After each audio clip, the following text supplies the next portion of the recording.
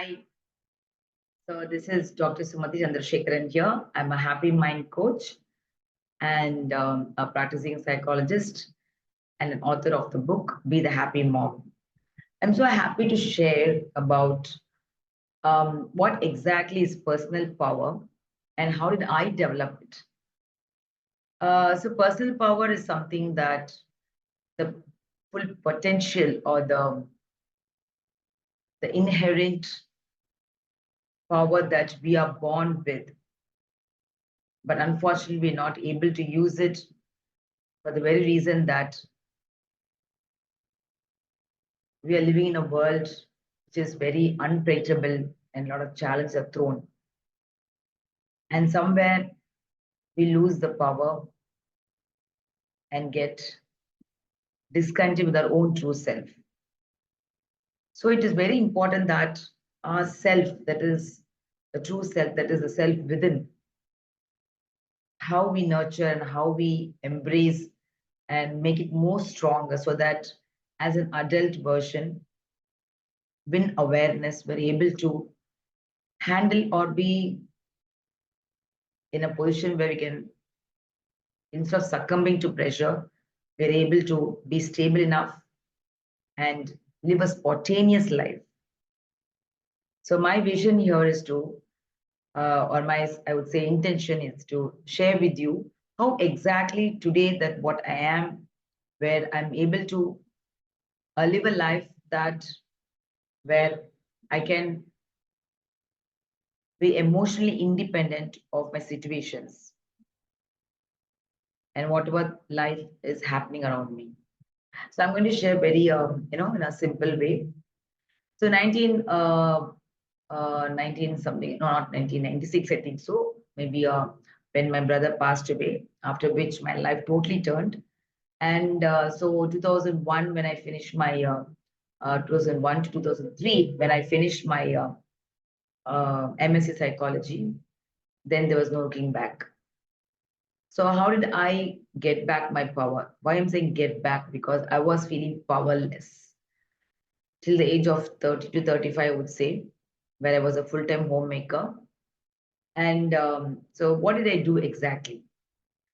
It's not a big secret, but I would say in a very, how practically we can do it. The first step I did was I was able to identify where I was in the current state and where I want to be. Because the life through the challenges in me that made me to, um, make me to realize that this is not the life that I want to live because I was not very satisfied with what I am and who I am and where I am. So when the moment I became aware of it, it is not that I'm wrong or I'm faulty or imperfect. No, it's about uh, the inner being that is within us, which made me aware that I want to be, somewhere else in a position where I want to serve or I want to be of usefulness. I want to feel worthy. And that gap I saw, that is the first step. So once we realize where I want to be and who I am right now, it's not matching. Then I told myself that I had to do something about myself so that I could become that version or become that vision. That is the vision I want. So I wanted to develop a kind of a community or a women forum where I could help many women because I was suffering those days and I really don't want to. And I was looking for a place where I could get some space to be, to empower myself, but there was no space at all. So I told, why can't I start one? This was a seed I put. And that is how, I envisioned that. But the moment I had that vision, I knew the gap was there. So the desire that came up within me, which turned into a vision, which for me or my life, that immediately made me a gap. That was the first step I would say. And second one I would say is I started reading books. So I started reading books. I came to know that how our thoughts create a destiny, how our beliefs create our blueprint, and this blueprint is what decides our own life. This is what I realized. So I immediately thought to myself that I'm going to take full responsibility. or accountability of my actions. That was second thing I would say. So I didn't want to blame anyone. I didn't want to give the power away to anyone. That is one thing, a very strong decision I took. The reason is, without taking the full responsibility, you can never feel powerful. So with responsibility only, you can have the full freedom. And with full freedom, no one can say anything to you because you're completely responsible. No one is come to say at the back of you, reminding you, because you're completely on your own, but you're completely responsible also. And you take accountability. That is what I did. The third one is I started to, you know, invest on myself. Yes. I told myself what I need to improve, where do I get stuck up, what does it need to develop, what skills, what talent, what is that. So every day and out, I used to work on myself. In the sense, I used to do a lot of small courses, and what inspired me, what I liked most. Those days, there was no YouTube much, there was no much of mobile. So I used to read books, a lot of books. So in that way, I used to go for courses. I used to attend a physical. I'm telling in a 2005 or something, six. So that was one thing I did. I started to invest on myself. So I kept on educating myself. I kept on gathering knowledge. Same time, I was practicing it. That is the beauty of it. Whatever I learn, I document in a book. I have book always with me, and I put it there as a content, and I practice it. Because only by practicing, I know that I'm really in the right way. Because just by learning alone, which is only 5%, with the knowledge doesn't give power. Only when you practice, will have power, right? So that is what the third step I took. The other one was investing on myself, was about working on myself, I would say. The reason was we are all broken inside somewhere, the sense from the past experiences.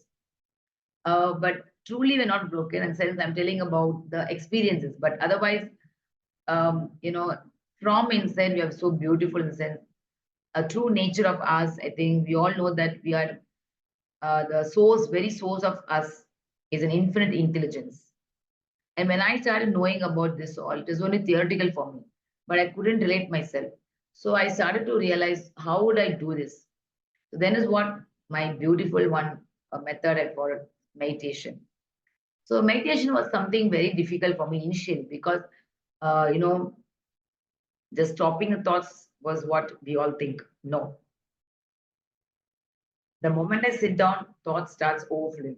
So what I did was I started a long back 2001 itself. I started 2000 where I started to sit for 5 minutes only. But today, I can sit for even 2 hours.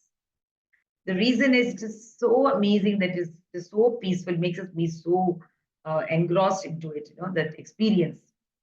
So then what happened was I realized that I was enjoying it day by day because every day I used to sit and do it. And it was not just about controlling thoughts. It's just about observing. So observing the breath, either observing the breath or just being a witness of the thought. So I didn't do anything else. But slowly I started to add on with my meditation. I started to add audio meditation also. So I started fell in love with meditation. So meditation is a wonderful way to come in connect with your true nature, because that is your true nature. The significant, or we call it as the very source of unconditional love. You have come from unconditional love. You are a source of unconditional love. So the the very essence of us is we are a source of unconditional love. That is, we came from we are extension of the whole universe. But it didn't strike me. But the moment I started doing meditation, it made more sense because I was able to travel inside, not outside, travel inside myself, where it was a quantum field. It was something, the this body itself is an extension of the mind. And mind is nothing, it's an extension of consciousness. And conscious nothing, it is coming from pure awareness. And awareness is coming from nothingness. So, as according to Big Bang theory, from nothingness to this physical matter. So, but essentially, we see we are from nothingness. So that made sense for me. So the one way that you could really, to feel the power, to become that power, you need to start meditation. This is my humble thing, I would say, requester. And then more importantly, forgiving myself. Yes.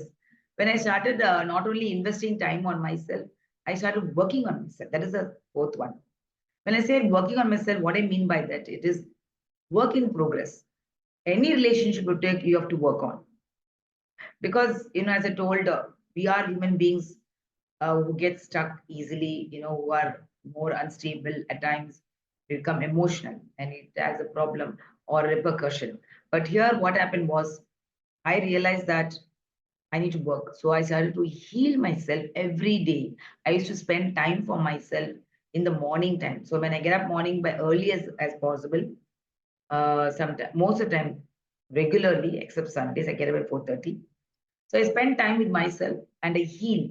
So whenever I have a problem, any issue that comes up, I do some kind of healing where I neutralize that emotion. So that is something which I do regularly.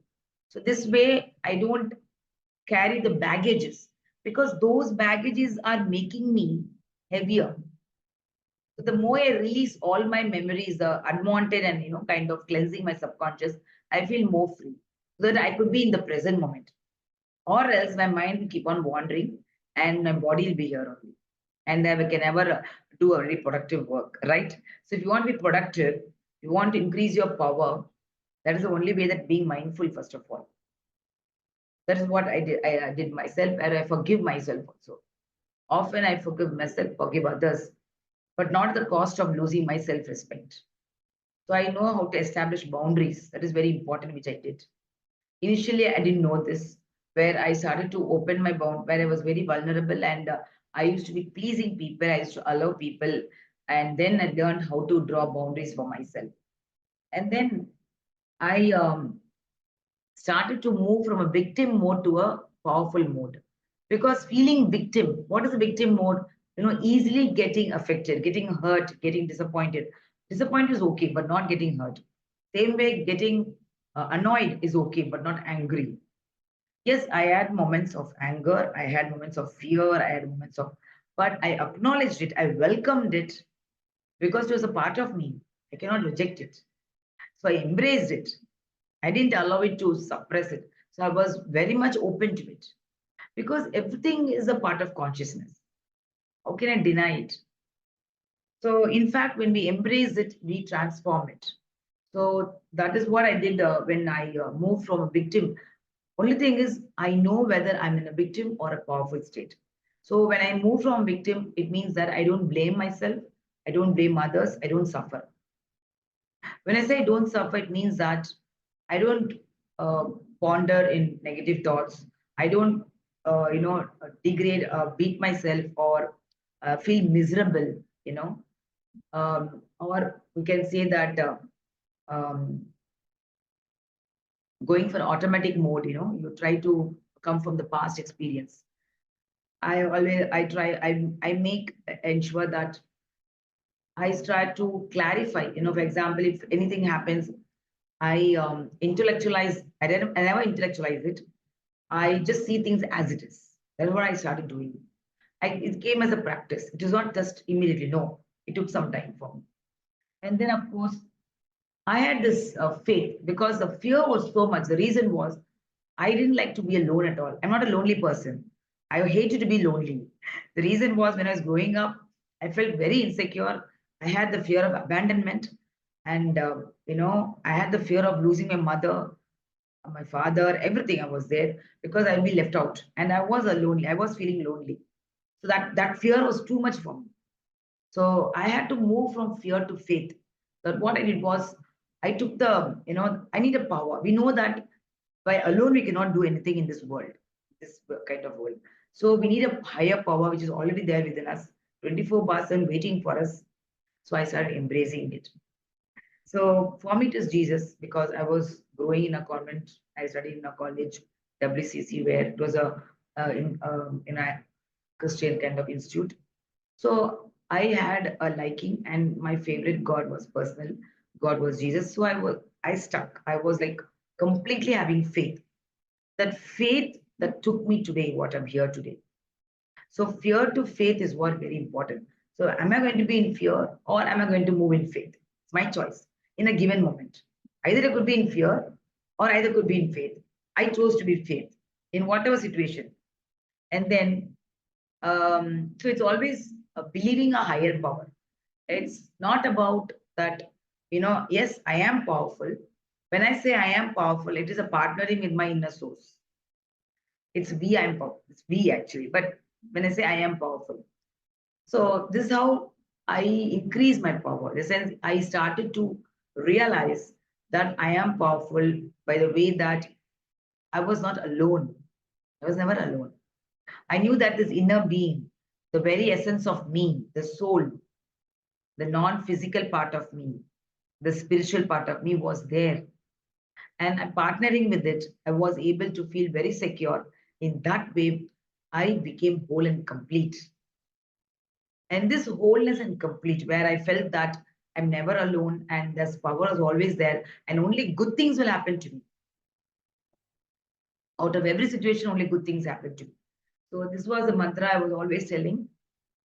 And my purpose, I found my purpose in the process.